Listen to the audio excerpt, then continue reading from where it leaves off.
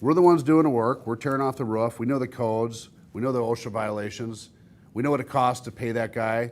That's our price. Okay, so let's. There's a school of thought that says you guys shouldn't even have you guys don't have the education or license or experience to discuss our price with us. Why should you?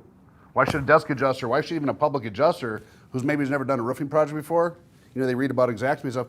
Why do they have some kind of great degree or license that they can even discuss my price with me as a contractor? Maybe they should get a contractor license and they should get a contractor violation for negotiating with me on my price, because I'm after safety, productivity, P&L. I want to make money on the job. I know what my overhead is. Who's to say that anybody has more authority or experience than me to discuss my own price with me?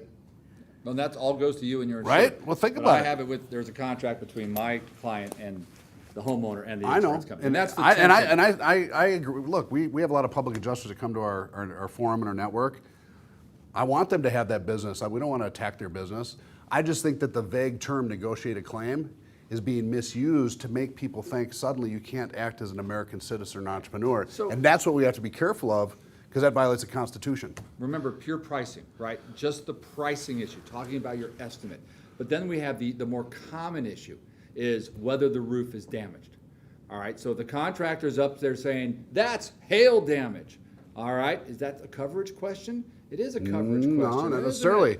Roofing stuff, a roofer should be the expert. If the granules are worn out due to weather, workmanship, or warranty, wouldn't not the roofer be the expert over the engineer, the public adjuster, an attorney, or a desk adjuster? Technically, they work with those materials every day.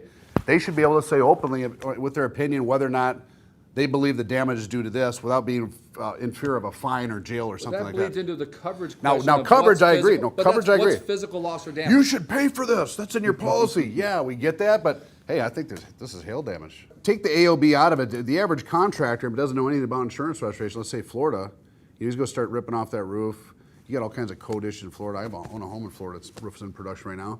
That contractor has to freely be able to pick up that phone and talk about safety, code, price, and anything he dang well pleases to that insurance company, because he's doing a job. He's actually held liable for a lot of those things, and he can. But there are people out there that are portraying that first statute as if, they don't, because these guys don't read statutes. If, well, do I need to hire a public adjuster to talk about my price? No, you don't. Not once you begin to work. You're the entrepreneur. It'd be like someone telling you couldn't discuss your price with whoever you're billing. The it AOB is doesn't given make the sense. right to do that. It's hugely controversial. I don't have to deal with that in Texas because they're not allowed here. Right. So, But they can pick up the phone here and discuss their price. my advice to my insurance company clients is to be nice. Right. If the contractor is But being there is no nice- statute that says they cannot do that here. Oh, sure. We have unauthorized practice of public adjusting. But discussing that's the gray area that you guys got to be careful Well, of. so- Discussing your price as the entrepreneur is not me acting as We a have- public yeah. adjuster, because a public adjuster is not a licensed contractor. Texas bulletins that came out interpreting our public adjuster licensing statute have said that a contractor can discuss his estimate. Can. Yes, Thank can God. discuss Thank you. his estimate. We got to be careful, look, I served in the military. I'm all about the Constitution, the United States and all that. We got to be careful that we don't ever tell an American entrepreneur, American citizen, that he can't dictate or discuss his own price in a free market economy, which is what we're based on, because now we're talking about socialism, communism, all the other stuff. We should not be living in first of all, you get real philosophical, we shouldn't be living in a price fixed system, technically an exactimate, where everybody's on this, hey, this is the price. Because that's not how a free market economy works. That's based on the laws of supply and demand. I got an MBA in economics and marketing, so I know that. But also just the basic premise that an entrepreneur should be able to discuss, negotiate his own price. That is not acting as a public adjuster. That's where the vague area, some people that don't understand basic business. Negotiate his own price. Negotiate his price as the one doing the job.